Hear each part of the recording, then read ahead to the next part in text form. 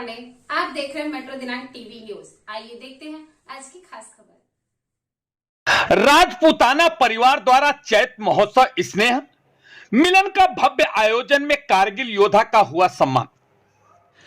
नाला सुपारा पूर्व तुलिंज रोड अंबापाड़ा स्थित शादी.com हाल में भारतीय स्वतंत्रता संग्राम के जनक महान क्रांतिकारी पंडित मंगल पांडे जी के शहीद दिवस एवं महापराक्रमी योद्धा क्षत्रिय गौरव स्वतंत्रता संग्राम सेनानी बाबू वीर कुंवर सिंह के विजय उत्सव के उपलक्ष्य में चैत महोत्सव एवं स्नेह मिलन समारोह का भव्य आयोजन किया गया था, जिसमें प्रमुख अतिथि के रूप में कारगिल योद्धा नायक दीपचंद पंचग्रामी, प्रमुख मार्गदर्शक डॉक्टर ओम प्रकाश दुबे, संचालक आयुर्वेद मेडिकल कॉलेज नाला सुपारा, समारोह के अध्यक्ष वरिष्ठ समाज सेवक महेंद्र सिंह चौहान, कार्यक्रम के आयोजक दत्तन सिंह चौहान और इस शुभ अवसर पर विशेष अतिथि के रूप में उपस्थित सुप्रसिद्ध फिल्म एक्टर व सिंगर गोलू तिवारी जी की भक्ति गीत ने भव्य महोत्सव को श्री राममय कर दिया। इस शुभ अवसर पर कार्यक्रम को सफल बनाने में विपिन सिंह, वैभव सिंह, प्रदीप सिंह, डॉक्टर अरविंद सिंह, किशोर चौहान के अलावा राजपूताना परिवार ने मिलकर कार्यक्रम को सफल बनाने में अहम भूमिका निभाई है।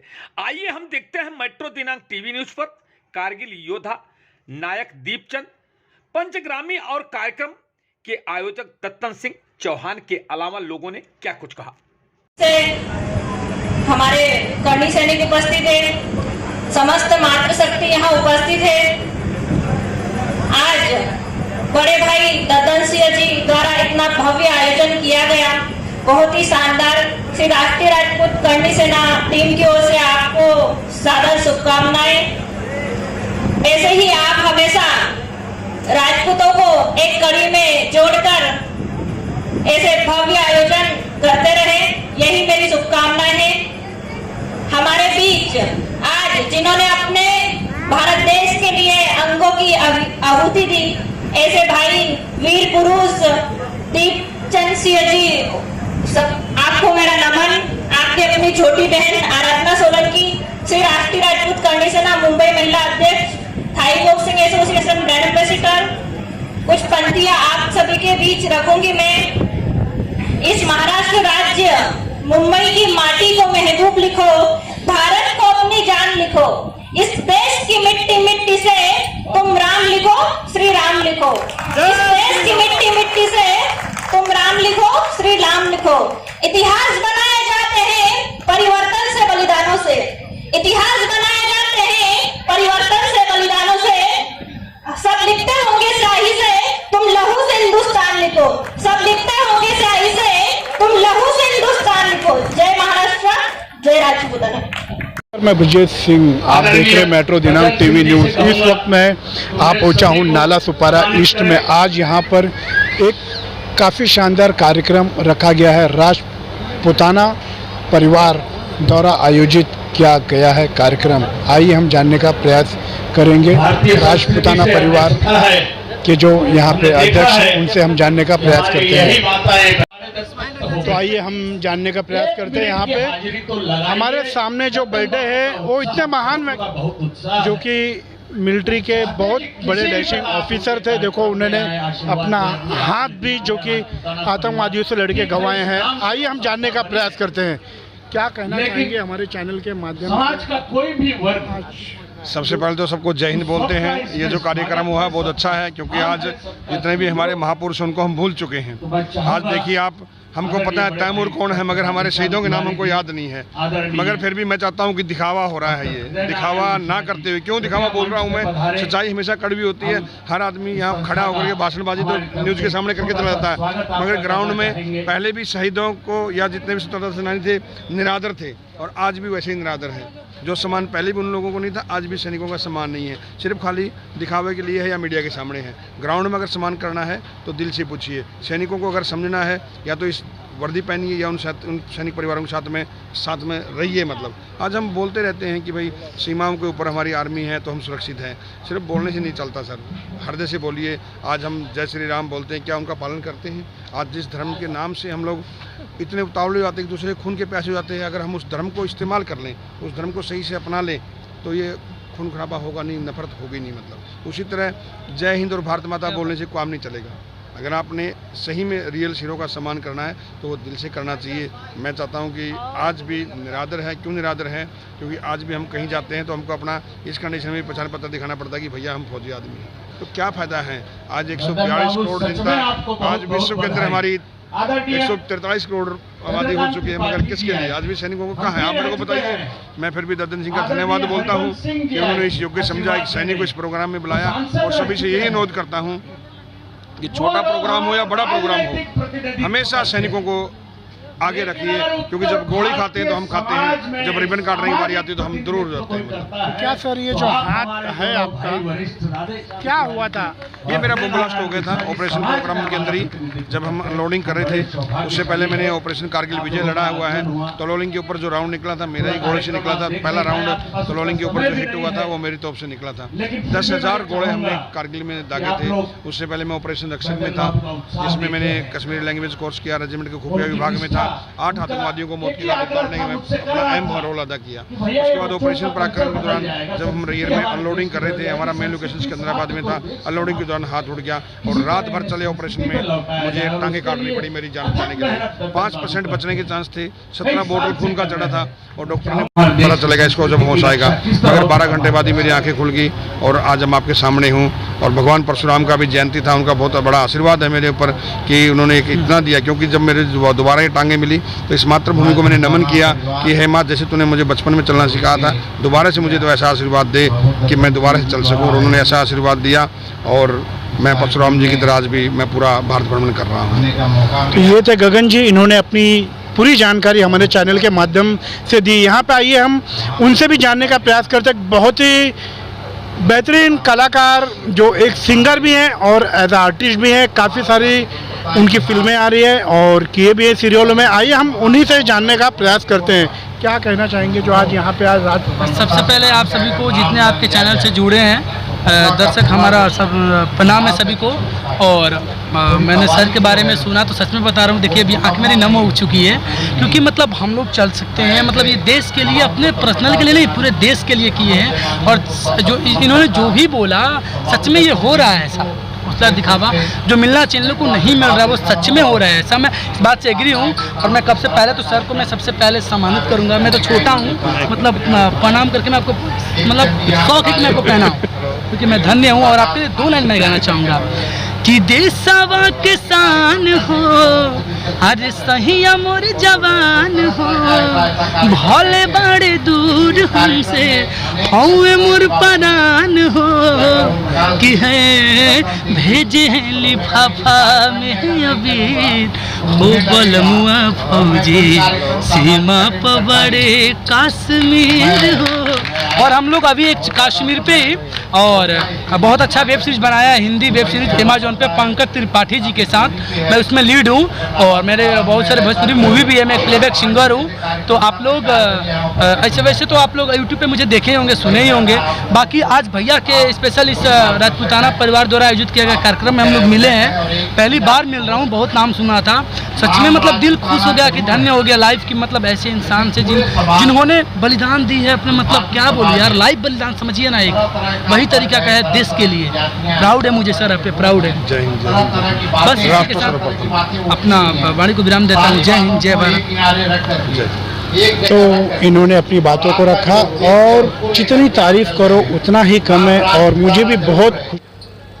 तो आइए हम जानते हैं जो आज राजपूताना, जो आज यहाँ पे काफ़ी अच्छा धूमधाम, काफ़ी लोगों की संख्या में यहाँ पे जो लोग आए हैं, आइए हम जानने का प्रयास करते हैं क्या कुछ कहना चाहेंगे। आज का जो कार्यक्रम है उसके बारे में जानकारी चाहिए। देखिए, राजपूताना परिवार के संस्थापक दद्दन सिंह जी, इन्होंने मुझसे कहा, चिंता व्यक्त की कि हमारे देश के युवाओं की संस्कृति बदल रही है, हमारी भारतीय संस्कृति सबसे ऊपर है, तो हमें उन्हें वापस संस्कृति में लाने के लिए कुछ प्रयत्न करना चाहिए। इनका बताइए आपके दिमाग में जो होगा। तो आज का ये जो कार्यक्रम है, ये मूल रूप से कार्यक्रम की जो कल्पना है, संकल्पना है, नियोजन है, उसके बारे में जो सोच है, वो सोच आदरणीय श्री दद्दन सिंह जी की है, राजपूताना परिवार के संस्थापक की। और उनकी जो सोच है वो कोई गलत बात नहीं थी। समाज के जो बुद्धिजीवी वर्ग है, जैसे पहले के ज़माने में ब्राह्मणों को बुद्धिजीवी वर्ग माना जाता था, तो वो संस्कृति बनाते हैं, उनका काम है संस्कृति बनाना। लेकिन समाज के जो पराक्रमी लोग हैं, जो शक्तिवान लोग हैं, जिनके पास शक्ति है, ताकत है, शासन है, उनका कर्तव्य बनता है कि संस्कृति की रक्षा करे और उसका संचालन होने दे ठीक से। आदरणीय दद्दन सिंह खुद क्षत्रिय है और वो उनके खून में है कि संस्कृति का ठीक से संचालन हो, वो चले। बुद्धिजीवियों ने संस्कृति बनाई, हमारा विक्रम संवत बना। हम सबसे पुरानी संस्कृति, सभ्य समाज व्यवस्था सबसे पहले भारत में थी।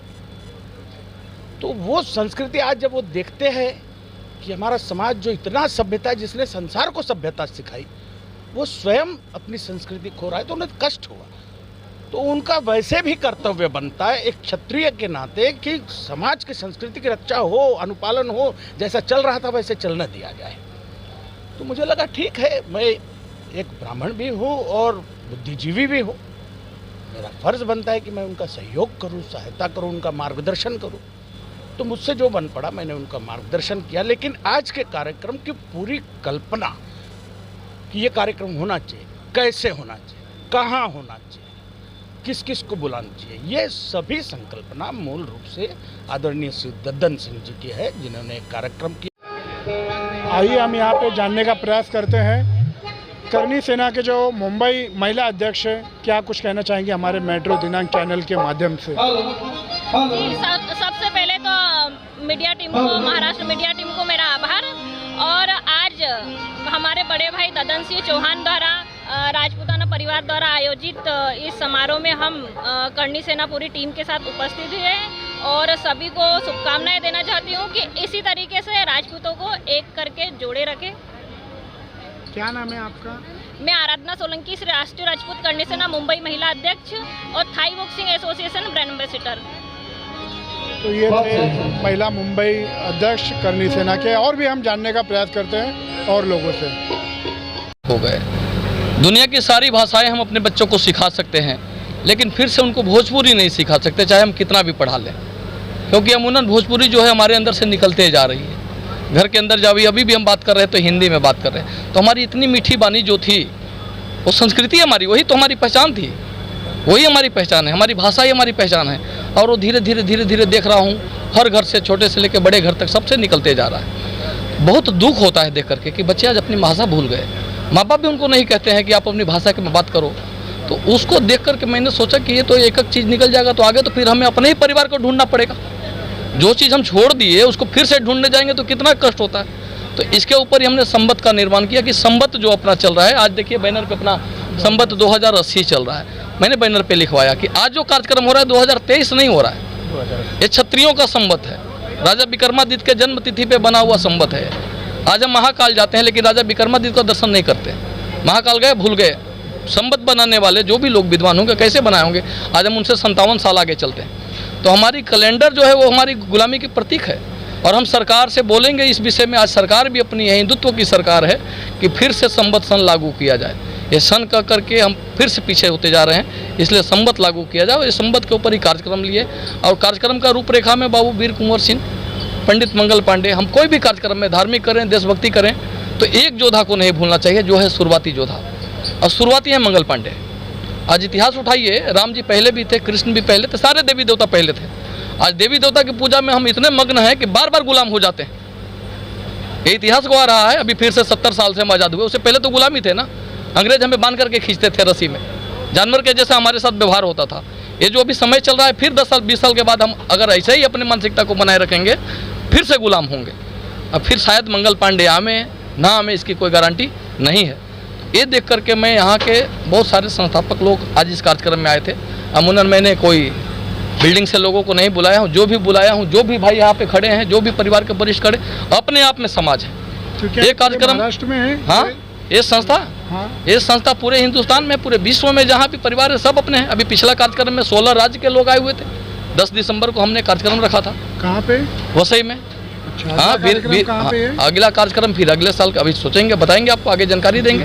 लेकिन फिलहाल जो हमारा कार्यक्रम चल रहा है, एक समाज सेवक जो यहाँ पे कार्य कर रहे हैं उनके लिए एक हम संदेश देना चाहेंगे कि आप जो भी कार्यक्रम करिए, चाहे वो रामायण के रूप में कीजिए, भागवत के रूप में कीजिए, शिव पुराण के रूप में कीजिए, लेकिन पंडित मंगल पांडे को मत भूलिए, क्योंकि उनके ऊपर ही आपका जीवन है। आज जो हम सांस ले रहे हैं, आज़ादी में घूम रहे हैं, इनकी देन हमारे मंगल पांडे। उन्होंने बलि दिया, इसके बाद लाखों लोग कटे, 90 साल लग गई। 1857 की वो बलिदान, 1947 में देश आज़ाद हुआ और आज़ादी के भी 70 साल नहीं हुआ कि हम फिर से अपनी चीज़ को भूल गए। तो ये जो है हमारे लिए नुकसान है। इस धरोहर को बरकरार रखना है और इसमें बहुत सारी कठिनाई आएंगी लोगों को थोड़ी सी समझने के लिए, क्योंकि छूट चुका है और छूटे हुए चीज़ को फिर से वापस, लेकिन दूर नहीं है, परिवार ही है ना। हमसे जो दूर हुए वो परिवार ही, हमने जो छोड़ दिया हमारी भाषा थी। तो एक बार फिर से प्रयास करूँगा और आगे का बाइट है। आपके भी मन में काफ़ी कुछ ऐसा लग रहा है मुझे कि आप भी कुछ कहना चाहते हैं हमारे चैनल के माध्यम से। अवश्य कहना चाहते हैं। सबसे पहले मैं ददन जी को किन शब्दों में मैं इनका आभार व्यक्त करूं और इनके लिए क्या कहूं, मेरे पास शब्दों की कमी है।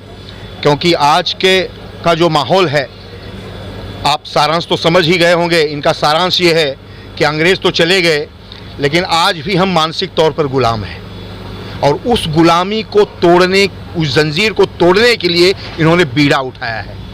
जैसे कि हम जनवरी, फरवरी, मार्च, अप्रैल, आज की जनरेशन को अगर आप पूछेंगे तो ये तो बता देंगे, लेकिन उनसे अगर ये पूछा जाए कि हमारा जो सनातन धर्म है उसके अनुरूप जो हमारे मास जो महीने बने हुए हैं उसके क्या नाम है, तो 12 महीनों का नाम वो बता नहीं पाएंगे।